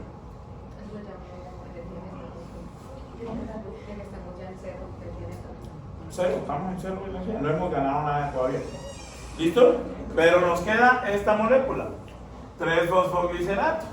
Es una molécula más bien, desde el punto de vista energético, como tranquilona, ¿no? Porque tiene un fosfato y un carboxilo al otro lado y un hidroxilo. Entonces hay que desestabilizarla. ¿Cómo se desestabiliza? Pues a la célula se le ocurrió esto. ¿Qué tal si ella tiene un fosfato en el carbono 3? Hagan de cuenta que mis pies son el carbono 3 y un carboxilo en lo que es mi cabeza, que sería el carbono 1. Entonces la célula dijo, no, y si le pasamos ese fosfato al carbono 2, ya va a quedar más cerca el carboxilo, y ya carboxilo, que tiene carga negativa, el pH fisiológico, y fosfato aquí con 2 cargas negativas, esa molécula va a quedar más inestable, y eso hace. Entonces pasa el fosfato del carbono 3 al carbono 2, es un rearreglo interno, o sea que es una isomerización. Entonces el 3-fosfoglicerato es convertido en 2-fosfoglicerato. ¿Listo? Que ya es más inestable, pero no todavía al punto de... Entonces la célula dijo, pues desestabilicémoslo más. Como es el 2-fosfoglicerato, vamos a quitarle 1H, ¿sí? Y vamos a quitarle un hidrógeno. Y efectivamente se va OH de hidrógeno, o sea, agua. Si se va un OH de aquí de este tercer carbono y un hidrógeno del segundo, ¿qué pasa entonces entre los dos carbonos? ¿Qué pasa entre los dos carbonos? A uno se le fue el OH, al otro se le fue el hidrógeno. Entonces, ¿qué pasó entre ellos dos? Hacen un doble enlace, ya estaban enlazados, entonces hacen otro enlace y entonces hacen un doble enlace. Entonces miren lo que queda. Fosfato, carboxilo, doble enlace. Y acuerden que en los dobles enlaces están los electrones pi, esos que son medio crazy porque tienen mucha energía y entonces empiezan a hacer resonancia, se mueven para allá y para acá y esa molécula es una bomba de tiempo. De hecho, esa es la bomba atómica de las moléculas. ¿Y cómo se llama? Fosfenol piruvato, que ya también hablamos de él. Es la molécula que al liberar el fosfato libera mayor cantidad de energía, 14.8 kilocalorías por cada mol. ¿Listo? Y entonces, ¿qué va a hacer la célula? No va a perder esa energía. ¿Utiliza esa energía para qué? Para transferírsela a una molécula de ADP y entonces la molécula de ADP con esa energía de ese fosfato se va a convertir en ATP. ¿Listo? Y entonces esto se tiene que multiplicar por 2, o sea que en esta reacción se ganan 2 ATPs y el fosfenol piruvato queda convertido en piruvato. Y entonces estos 2 ATP, ¿qué son? La ganancia. Entonces el proceso como resultado final nos produce 2 ATP de ganancia por cada molécula de glucosa. ¿Estamos? Ok, entonces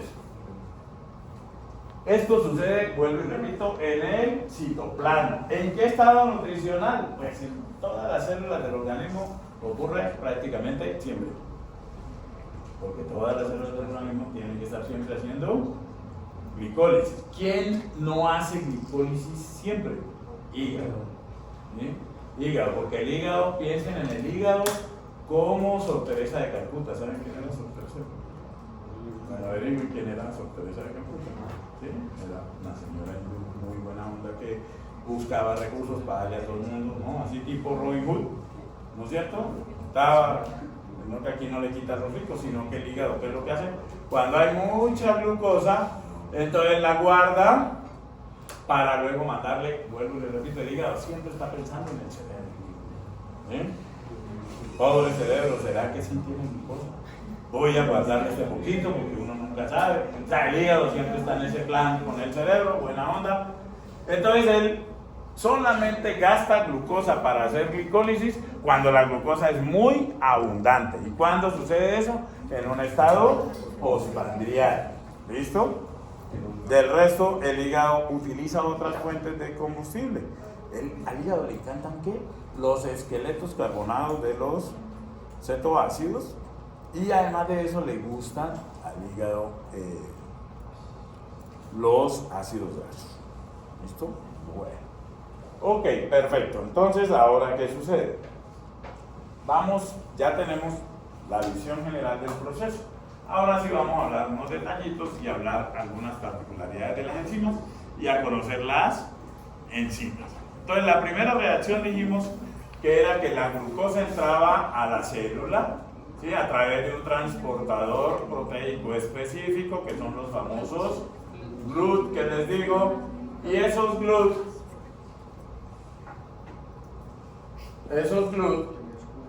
dejan entrar la glucosa, pero ella se puede salir de nuevo. Entonces, ¿qué hace la célula? A expensas de ATP le pega un fosfato aquí en el carbono 6 en el hidroxilo. ¿Eso quién lo hace?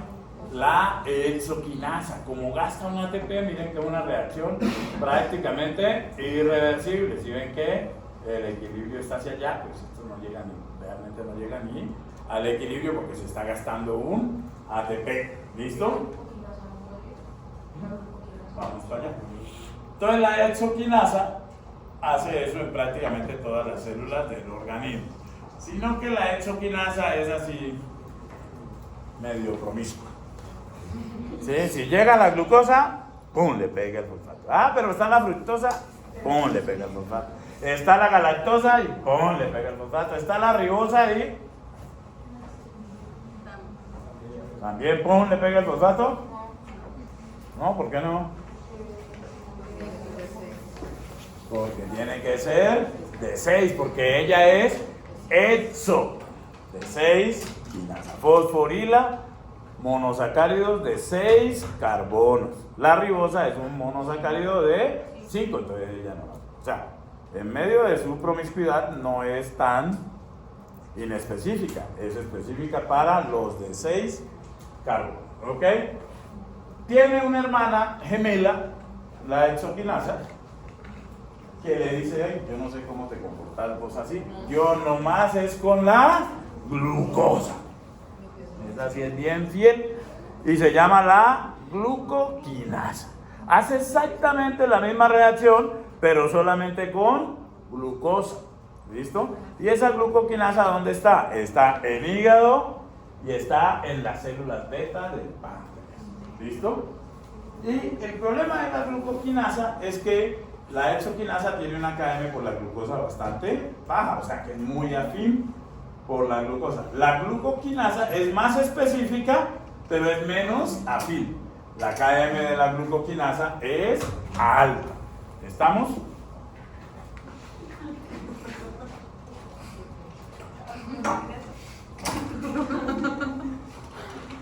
La glucoquinasa tiene una KM alta. ¿Estamos? Bueno, entonces, ¿qué se logra con esto? Aquí está clarito, miren. Ya lo hemos discutido, pero la glucosa adquiere carga negativa. Miren acá, ¿sí ven? Tiene 2 cargas negativas. Ya con estas 2 cargas negativas, hacer lo que hizo Martina ahorita, salir, le cuesta. ¿No es cierto? Ya no va a poder. ¿Listo? Eso es lo primero. Y lo segundo es que, pues, la glucosa es más estable que la glucosa 6-fosfato. Entonces, se desestabiliza la molécula.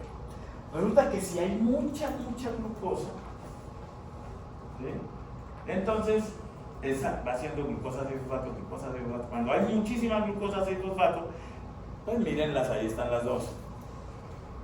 a pesar de que una tiene fosfato y la otra no, se parecen. Entonces, ¿qué es lo que va a suceder? Que por error la glucosa 6-fosfato se puede meter al sitio activo. ¿Y eso es qué? Inhibición competitiva. O sea, la glucosa 6-fosfato puede ser inhibidor competitivo de la exoquinasa. ¿Listo? Cuando hay mucha glucosa. Y eso, pues, no es el principal mecanismo de regulación de la glicólisis, pero es uno de los mecanismos involucrados. Ok, la exoquinasa, chismes, les decía que pues vamos a estar contando algunos chismecitos de algunas enzimas. La exoquinasa tiene su chismecito. ¿Cuál es? Resulta que la exoquinasa es de las primeras enzimas en las cuales se pudo demostrar claramente la teoría de Kosland del ajuste inducido. Y al hacer la estructura cristalográfica de la enzima con y sin glucosa, se dieron cuenta de esto, miren. En azul está el esqueleto carbonado de la exoquinasa sin glucosa, y en rojo está con la glucosa. Entonces miren sin glucosa cómo está aquí, esta parte del sitio activo. Así miren. Y cuando entra la glucosa, entonces lo que hace es esto. Se cierran, ¿sí ven? Los dos rojitos. Hay partes de la enzima que prácticamente ni cambian, ¿sí ven? Está casi que superpuesto. Hay otras partes que cambian bastante, pues por el movimiento que hacen. Entonces, a las enzimas y en general a las proteínas, imagínenselas moviendo. ¿Sí? Yo pues, les traigo una diapositiva plana que no se mueve, inanimada, pero ustedes acá en sus cabecitas, imagínenselas moviendo. Esto no es así. Ok. Listo. Entonces, esta enzima trata de eliminar toda el agua del sitio activo. No es que el sitio activo esté escondido ni que sea hidrofóbico, sino que trata de eliminar toda el agua del sitio activo. ¿Y por qué razón? Porque el agua que tiene OH. ¿Y la glucosa que tiene? OH. Entonces, si hay mucha agua en el sitio activo, se pueden confundir los aminoácidos catalíticos y agarrar agua en vez de la glucosa. ¿Listo? Bueno. Ahora, listo. Ya tenemos a la glucosa 6-fosfato. Ahora, ¿qué hay que hacer? Desestabilizar esa glucosa 6-fosfato. Entonces la vamos a pasar del anillo piranosa, ¿sí?, que está en equilibrio con la estructura lineal. Las aldohexosas de nuestras células están principalmente en la estructura cíclica, ¿sí?, más o menos 70-30. ¿Listo? Es más en la estructura cíclica que lineal, ¿sí? Es más estable así. Entonces, ¿qué hace la enzima? Pasa a la estructura lineal de la glucosa y luego cuando está en la estructura lineal va a lo que está en los colorcitos a moverlo, ¿sí?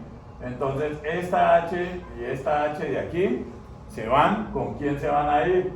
Con este carbono de acá. Este doble enlace se va y entonces aquí este carbono que tenía este oxígeno hace doble enlace con el oxígeno, los dos hidrógenos se fueron para acá, el oxígeno que estaba doble enlace ahora quedó con enlace sencillo. O sea que ahí lo que hizo la enzima con los movimientos que fue pasar de un grupo aldehído a un grupo cetona. Hizo una isomerización. Ahora, ¿qué pasa con esta? Se cicla. ¿Sí? Y entonces cuando se cicla, miren, pasamos al anillo furanosa. ¿Cuál es la diferencia? Porque acá son 5 átomos en el anillo, entonces van a quedar este fosfato, este hidroxilo, más cercanos, igual que a este enlace éter. O sea que este es más inestable que el anillo furanosa. Pero no es suficiente esa inestabilidad todavía. Hay que volverla más inestable. ¿Qué enzima se encarga de hacer eso? La fosfoglucoisomerasa. ¿Listo? Es la que hace esos rearreglos que les acabo de decir para pasar de glucosa 6-fosfato a fructosa 6-fosfato. Ahora, ¿quién viene? Para seguir desestabilizando esto, entonces ahora ¿qué hay que hacer? Ponerle otro fosfato. Lo que dice la célula es, bueno, pues pongámosle otro fosfato a esta vaina, a ver. ¿Y a dónde le va a poner el fosfato? Acá. Entonces, si queda con dos fosfatos en los extremos, ya la cosa se complica más desde el punto de vista de la estabilidad. Lógicamente, ¿de dónde saca el fosfato? Pues tiene que romper un ATP y se le pega el fosfato aquí. Esa enzima se llama la fosfofructoquinasa. ¿Listo? ¿Por qué? Porque fosforila a la fructosa fosfato. ¿Listo? Y esto también tiene una barrera energética, o sea, es una reacción prácticamente irreversible. Y entonces nos forma la fructosa 1,6 bifosfato, que ahí la ven clarita. Y esa sí es bastante inestable. Y como es bastante inestable, ¿qué es el paso que sigue? Romperse. ¿Listo? Entonces hasta ahí es la fase de desestabilización. Ahora viene la fase de rompimiento. ¿Sí? Entonces, en la fase de rompimiento, ¿qué es lo que va a hacer? La molécula de fructosa 1,6 bifosfato, que aquí pues por cuestiones didácticas se ha pintado lineal, ¿sí? Se va a partir exactamente en la mitad del medio, como les decía. Entonces lo que está en rojo se va para una molécula y lo que está en azul se va para la otra molécula. Y entonces nos van a quedar dos moléculas que miren, esta, ¿cuántos carbonos tiene? 3 carbonos. ¿Cuántos oxígenos tiene? Sin contar el fosfato, 1, 2, 3 oxígenos, el fosfato, que es PO3, ¿sí? ¿Y cuántos hidrógenos? 1, 2, 3 y 2 de acá, 5. Esta de acá, ¿qué tiene? 3 carbonos, 1, 2, 3 oxígenos, el PO3. ¿Y cuántos hidrógenos? 5 hidrógenos. Tienen exactamente la misma fórmula química. ¿Qué es lo que tienen diferente? ¿Dónde están puestas los grupos? ¿No es cierto? Entonces estas dos son entre sí isómeros. Y tienen 3 carbonos, o sea que son triosas. Y esta tiene grupo cetona, o sea que es una cetotriosa y se llama dihidroxiacetona fosfato. Y esta tiene grupo aldehído, o sea que es una aldotriosa y se llama gliceraldehído 3-fosfato. ¿Estamos? Entonces, el que sirve para la glicólisis, ¿cuál es? El gliceraldehído. Entonces, ahora, ¿qué hay que hacer? Ese gliceraldehído lo vamos a convertir en dihidroxiacetona. Miren, aquí está la dihidroxiacetona y acá está el gliceraldehído. ¿Qué va a hacer la enzima? Va a mover los que están en rojito para pasar de un grupo aldehído a un grupo, de un grupo cetona a un aldehído o viceversa. ¿Listo? Es una reacción de isomerización. Las reacciones de isomerización son completamente reversibles, por eso las dos flechitas son exactamente del mismo tamaño. A mí se me olvidó decirles acá cómo se llama la enzima acá, es la aldolasa. Bueno, y esta reacción también es completamente reversible. ¿Listo? Entonces nos forman el gliceraldehído 3-fosfato. Esta enzima se le conoce como la triosa fosfato isomerasa, porque hace eso que les estoy diciendo. Isomeriza esas triosas, convierte el gliceraldehído a dihidroxiacetona y la dihidroxiacetona a gliceraldehído. Entonces, esa triosa fosfato isomerasa les he dicho que es una de las llamadas enzimas perfectas. ¿Sí? ¿Por qué razón? Porque su actividad catalítica, su eficiencia catalítica, ¿se acuerdan? Kcat sobre Km, ¿sí? Es del orden de 10 a la 8. Está limitada solamente por la velocidad de flujo de las moléculas al sitio activo, que es de qué orden también? Del orden de 10 a la 8. O sea, es una de las famosas enzimas perfectas. Muy eficiente catalíticamente. ¿Por qué el equilibrio? ¿Por qué sigue fluyendo de dihidroxiacetona a gliceraldehído? Porque el gliceraldehído apenas se forma, entonces es utilizado en la siguiente etapa de la glicólisis. Eso hace que entonces fluya de allá para acá. Es como si le abriéramos un hueco aquí al termo de Isabel. Entonces le estamos echando agua por acá, pero está saliendo por el hueco, entonces la posibilidad que se almacene aquí, entendemos. Exacto, entonces la dihidroxiacetona fluye hacia el gliceraldehído porque el hueco estaría acá. El gliceraldehído se va gastando. Ahora, si el gliceraldehído no se gasta y no que se acumula, entonces ahora empieza el gliceraldehído también a convertirse a dihidroxi. Bueno, en latín, esa también tenemos que echar unos chismecitos, ¿no es cierto? Latín está muy bien estudiada en muchas especies, ¿sí? Y tiene una estructura bien particular. En algunas especies es dimérica, nosotros somos una de esas especies. Homodimérica, ¿qué quiere decir homodimérica? Tiene dos subunidades, o sea, dos estructuras terciarias iguales. Y hay otras especies donde es monomérica, una sola subunidad, una estructura terciaria. Esta es una subunidad, o sea, una estructura terciaria. Tiene una estructura típica común en varias proteínas, que es la estructura al barril, porque tiene formita como de barril, se le llama barril alfa-beta, que son las 8 hélices alfa rodeando a 8 hebras beta, ¿sí? Eso es la forma. Entonces, como en nosotros es dimérica, entonces ella tiene, aquí lo que está representado que es los aminoácidos del sitio activo, tres de los aminoácidos, la triada catalítica, mejor dicho, o sea, los 3 aminoácidos que hacen la catálisis, ¿sí? Y aquí está esta asa que se le llama el asa P o loop P, pues si lo dicen en inglés, ¿sí? Y entonces asa P es la que sirve para entrelazar a las dos subunidades. Entonces esta interfiere con el sitio activo de esta y esta con el sitio activo de esta. Y eso tiene una razón de ser. ¿Cuál es la razón de ser?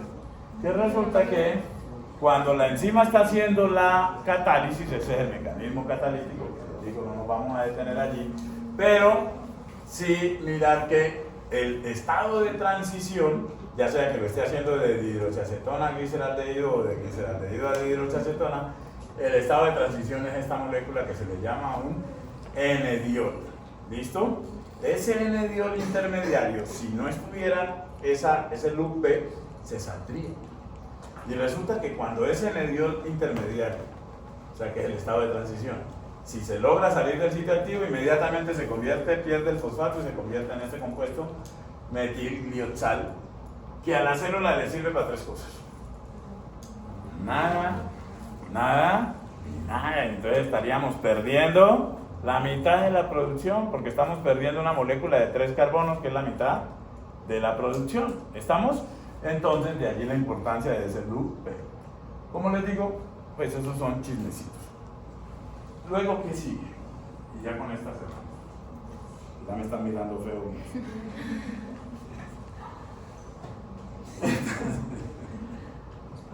Entonces, lo que sigue ahora es que el gliceraldehído 3-fosfato es convertido a 1,3-bifosfoglicerato. Bueno, esto es una reacción que aquí realmente es la sumatoria de 2 reacciones. ¿Listo? La enzima que hace eso, miren, se llama gliceraldehído 3-fosfato deshidrogenasa. El agente oxidante que utiliza, ¿quién es? NAD, que termina como reducido en forma de NADH. Este es el que les digo que se va gastando, y no hay así mucho porque es una coenzima que viene de vitamina, o sea que no hay mucho. Entonces, cuando ya este se agota, por esas razones que al final toca piruvato con lectura lateral. Es reversible, pero esta reacción son realmente 2 reacciones en una. La enzima en el sitio activo tiene esta cisteína, y esa cisteína le sirve para hacer un enlace tioéster. Ya les había dicho que los enlaces tioéster conservan energía con el intermediario, ¿sí?, de la catálisis, y ese enlace tioéster sirve para conservar esa energía de una de las reacciones. Estas son las 2 reacciones. La primera reacción, ¿qué es? Convertir este, que es el gliceraldehído 3-fosfato, el grupo aldehído, con este agente oxidante NAD, ¿sí?, se le lleva 2 electrones de acá, y entonces ese NAD queda convertido en ¿quién? NADH, y el grupo carbonilo queda convertido en grupo carboxilo. Bueno, se gasta una molécula de agua ahí como sustrato, queda convertido en carboxilo. Entonces pasamos de gliceraldehído a fosfoglicerato o ácido fosfoglicérico, que es lo mismo. Fosfoglicérico 3. Ahora, ¿qué pasa? Este 3-fosfoglicerato ¿sí? Esa reacción me liberó esta cantidad de energía. 50 kilojoules por mol. Ese menos allí, acuérdense que no es matemático. Ese menos, cuando estamos hablando de energía libre, es un menos que nos indica que se libera energía. Si es más, quiere decir que se necesita energía. Entonces nos queda el... Ahora, aquí es donde ella hace ese enlace tioéster con esta molécula para mantener esa energía ahí guardadita. ¿Para qué? Para luego agarrar el 3-fosfoglicerato y pegarle un fosfato aquí donde está este hidroxilo. Resulta que pegar un fosfato aquí donde está este hidroxilo para poder formar el 1,3-bifosfoglicerato requiere energía. ¿Cuánta energía requiere? 50 kilojoules por mol. Entonces la enzima, ¿qué hizo? En el enlace tioéster guardó los 50 kilojoules por mol que se liberaron aquí y ahora ¿qué hace? Rompe el enlace tioéster, saca esos 50 kilojoules por mol y hace el 1,3-bifosfoglicerato. Por eso la reacción es reversible. ¿Sí? La energía la obtiene por la oxidación, oxidación de la molécula. Pero esa energía no la deja que se pierda, la guarda en el enlace tioéster. Y luego cuando la vuelve a necesitar, y al final la enzima queda como esto. Miren, esta sería la reacción si la enzima no pudiera hacer ese enlace tioéster. Necesitaría todo este poco de energía.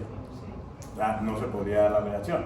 Pero como ella puede guardar la energía en este tioéster intermediario, entonces ahí sí se puede dar la reacción. ¿Ok? Bueno.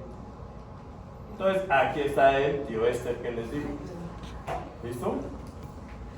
Tío, siempre que oigan tío es porque hay un azufre. ¿Listo? Bueno, esto es del intermediario. Listo. Entonces nos quedó el 1,3-bifosfoglicerato.